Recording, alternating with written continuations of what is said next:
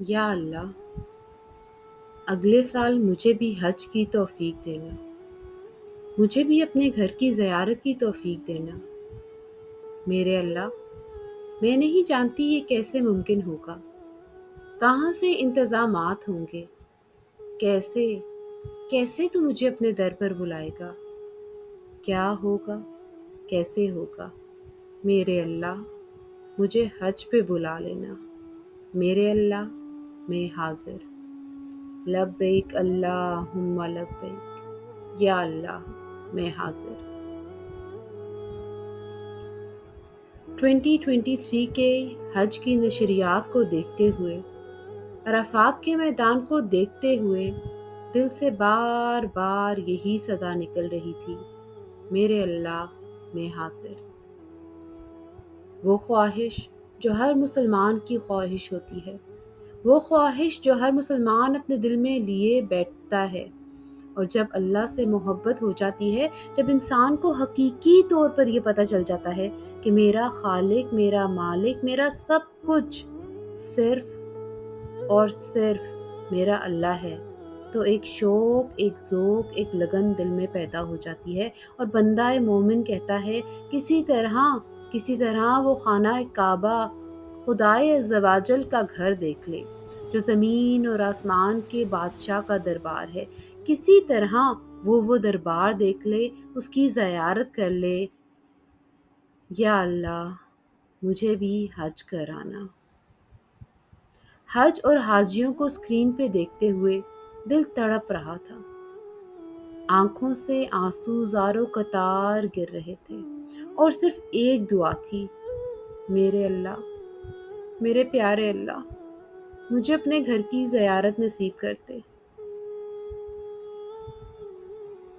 اسی طرح وہ دن گزر گئے، دعاؤں میں اللہ کو یاد کرتے ہوئے، تڑپتے ہوئے، شوق سے، ذوق کے ساتھ اللہ سے دعائیں کرتے ہوئے کہ یا اللہ، اس مقصد تک رسائی یقینی ہو جائے۔ یا اللہ، تو جانتا ہے میں تجھ سے بہت محبت کرتی ہوں، اور جو تجھ سے محبت کرتا ہے کیسے ہو سکتا ہے کہ وہ تیرے گھر کے دیدار سے محروم ہو جائے، کیسے ہو سکتا ہے کہ وہ محبوب کے گھر کا دیدار نہ کر پائے۔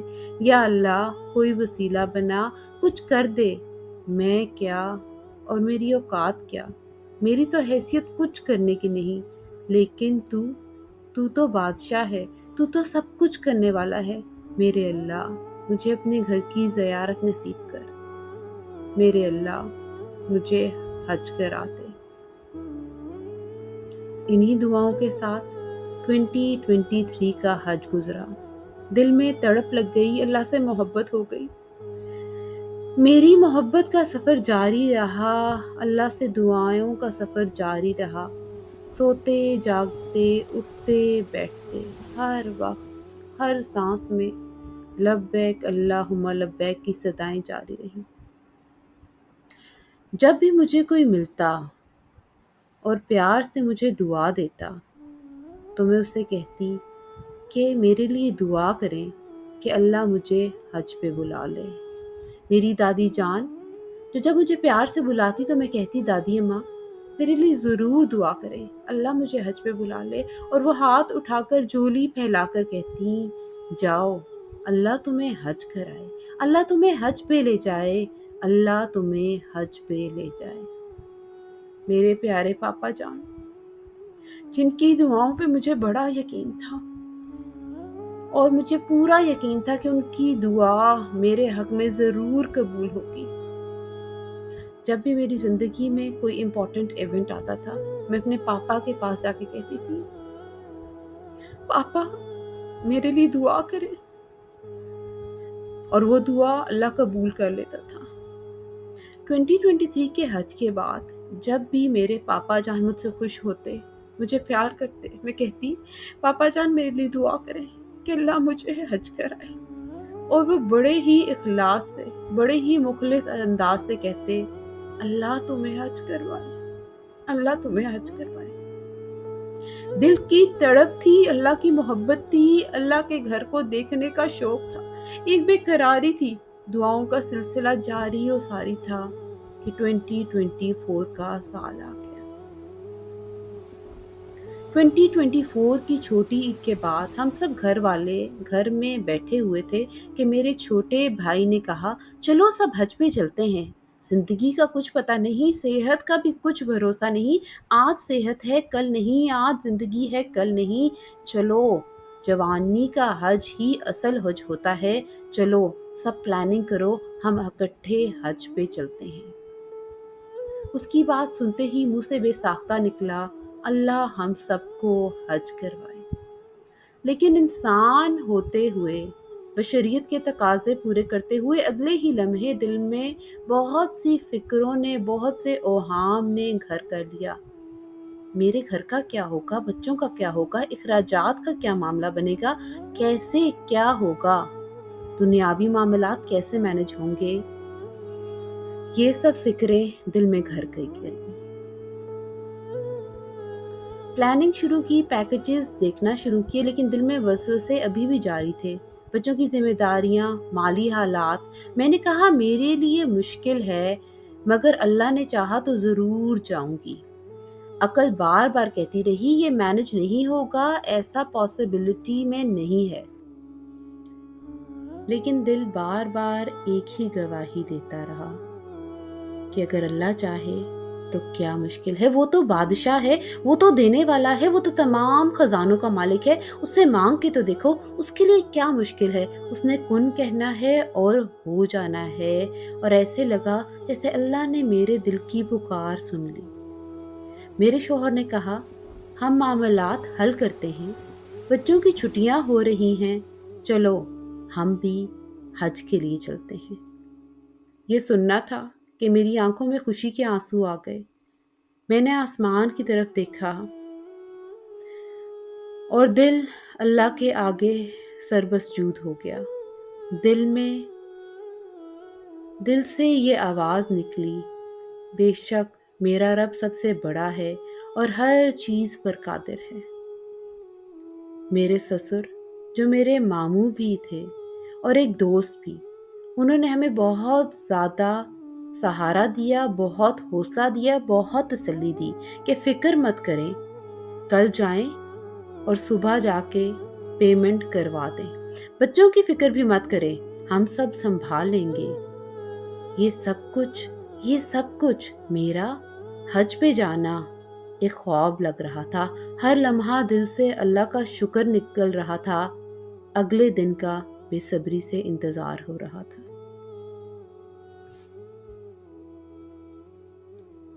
اگلے دن صبح کا وقت تھا، 10 بجے کی ایک اہم میٹنگ طے پائی تھی جس میں ہم نے حج کی پیمنٹ کرنی تھی۔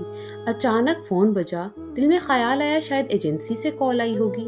میرے شوہر ایجنسی کی طرف روانہ ہی ہونے والے تھے کہ ایک ایسی خبر ملی جس نے ہمیں ہلا کے رکھ دیا۔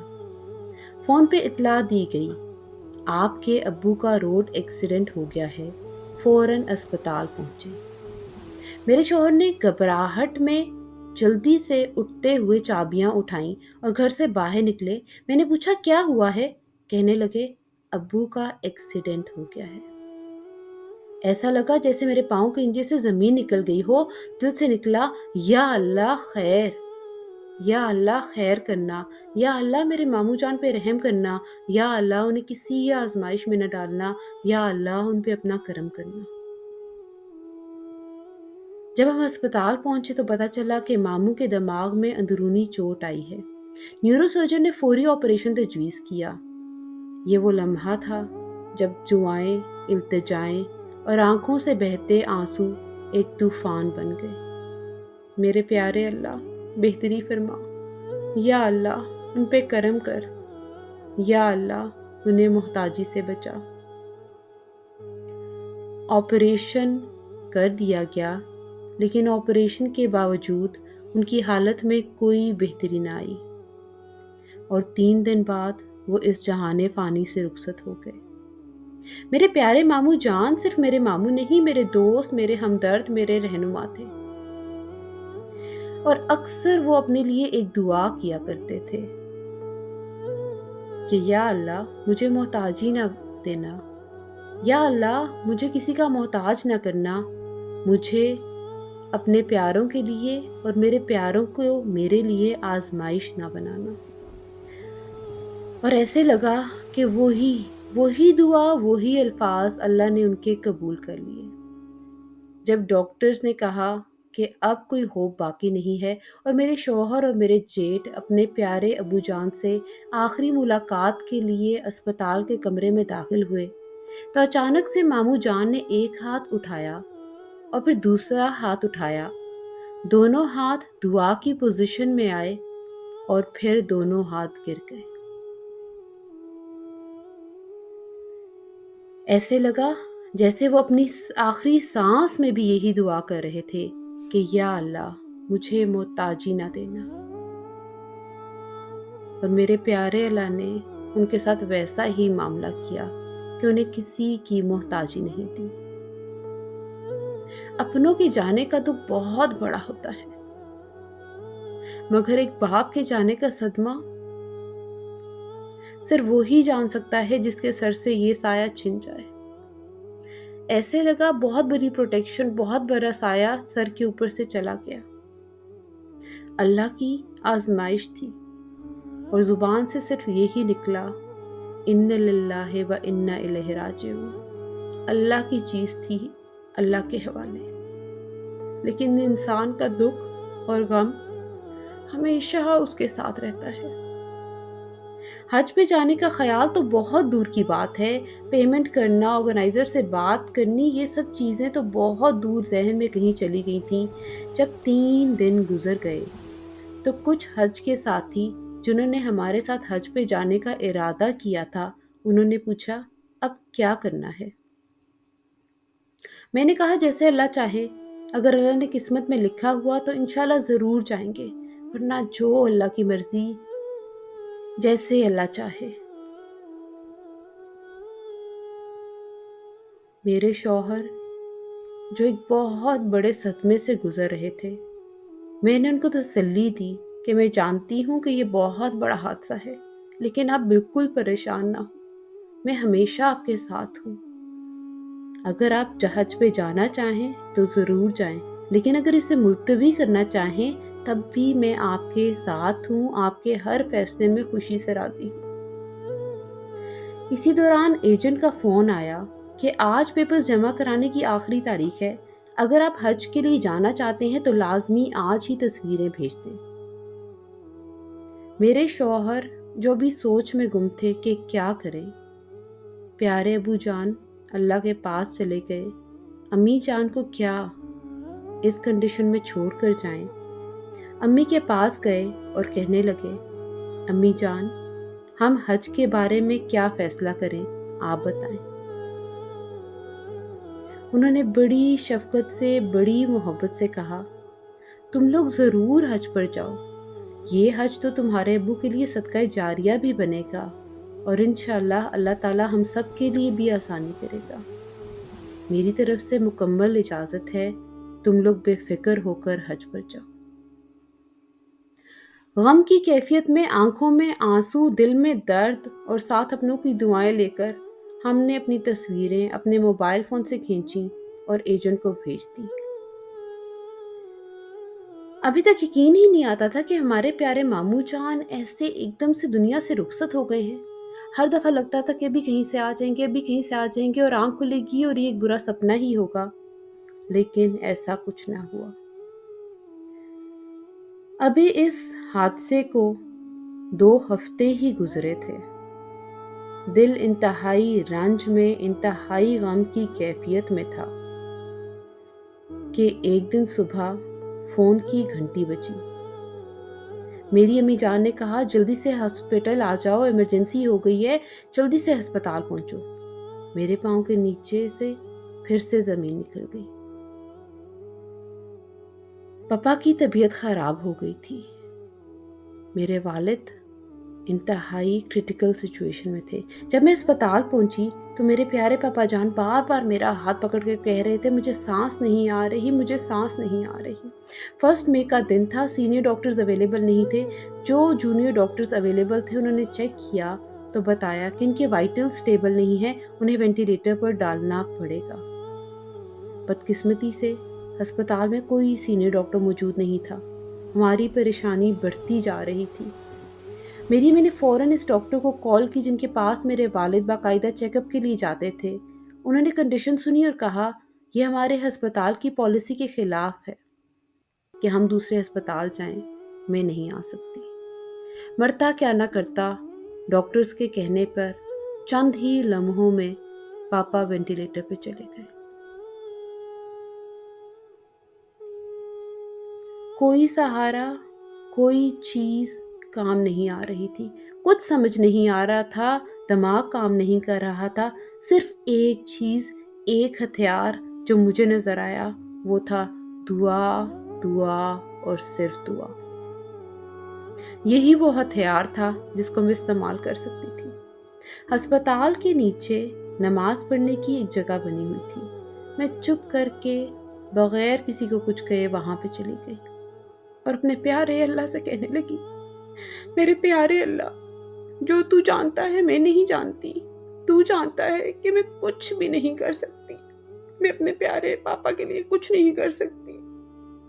میرے پیارے اللہ، میں بالکل لاچار ہوں۔ یا اللہ، میں بے بس ہوں۔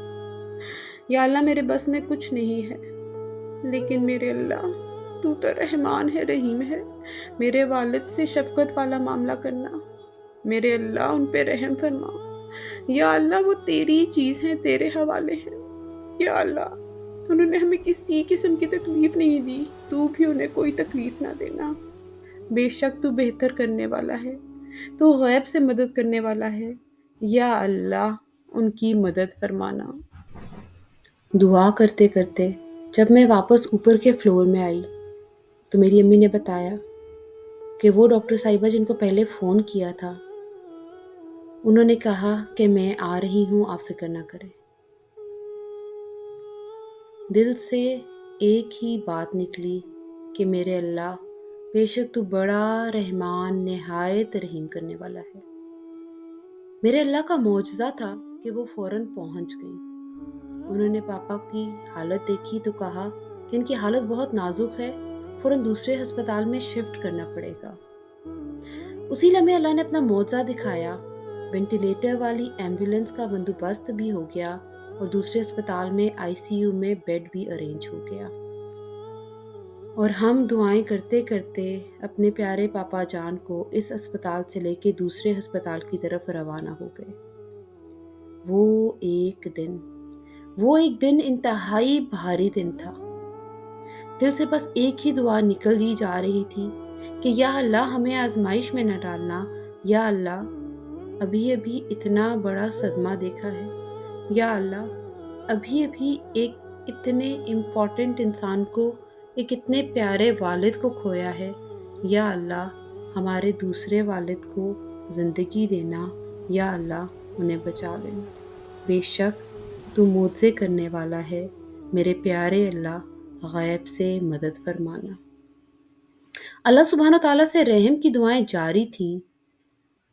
24 گھنٹے جو کریٹیکل تھے وہ 24 سالوں کی طرح گزرے۔ اللہ کی آزمائش تھی، سالوں کی طرح گزرے۔ جب صبح ڈاکٹر سے میٹنگ ہوئی تو ان کی زبان سے جو جملے نکلے وہ ہمارے لیے کسی معجزے سے کم نہ تھے۔ معجزانہ طور پر آپ کے پاپا کے وائٹل اب کافی سٹیبل ہیں، اگر یہ سٹیبل رہے تو شام تک ہم ان کا وینٹیلیٹر ریموو کر دیں گے۔ یہ سن کر گویا دل میں نئی زندگی دوڑ گئی۔ اللہ تعالیٰ نے واقعی معجزہ دکھا دیا۔ میرے پیارے پاپا جان کا وینٹیلیٹر اتر گیا، ایسے لگا سانس میں سانس آئی۔ آہستہ آہستہ وہ بہتر ہونے لگے۔ اللہ نے کرم کیا، مہربانی فرمائی اور میرے والد محترم کی صحت سٹیبل ہو گئی۔ ہسپتال کے بینچ پہ بیٹھے ہوئے اللہ سے دعائیں کرنا اور زندگی اور موت کے کھیل کو ہر لمحہ دیکھتے رہنا انسان کو بڑی شدت سے اپنی اوقات یاد دلا دیتا ہے۔ اللہ نے کرم کیا، میرے والد ہسپتال سے ڈسچارج ہوئے اور ان کو لے کر ہم گھر واپس آ گئے۔ اب حج میں جانے کے صرف چند دن باقی رہ گئے تھے۔ سب لوگ مجھ سے بار بار پوچھ رہے تھے، حج کی تیاری کی؟ حج کی تیاری کی؟ حج کی تیاری؟ حج کی کیا تیاری ہے؟ کپڑے لینا، سامان لینا، دوائیاں لینا؟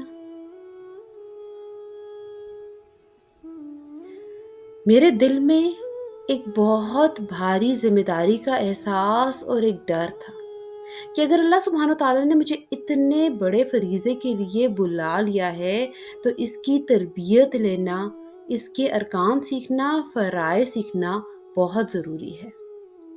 حج کی تیاری صرف سوٹ کیس یا سامان پیک کرنا نہیں، بلکہ دل کی تطہیر، نیت کی سچائی اور علم کا حصول ہے۔ اصل تیاری تو یہ ہے کہ میں حج کے ارکان سیکھوں، فرائض، واجبات اور سنتوں کے طریقے جانوں، اپنے دل کو صاف کروں، اللہ کے سامنے جھکنے کے لیے خود کو مکمل طور پہ پیش کر دوں، کیونکہ یہ فریضہ معمولی فریضہ نہیں، یہ تو وہ عبادت ہے جس پر اللہ خود اپنے بندوں کو بلاتا ہے۔ میں نے سوچا اگر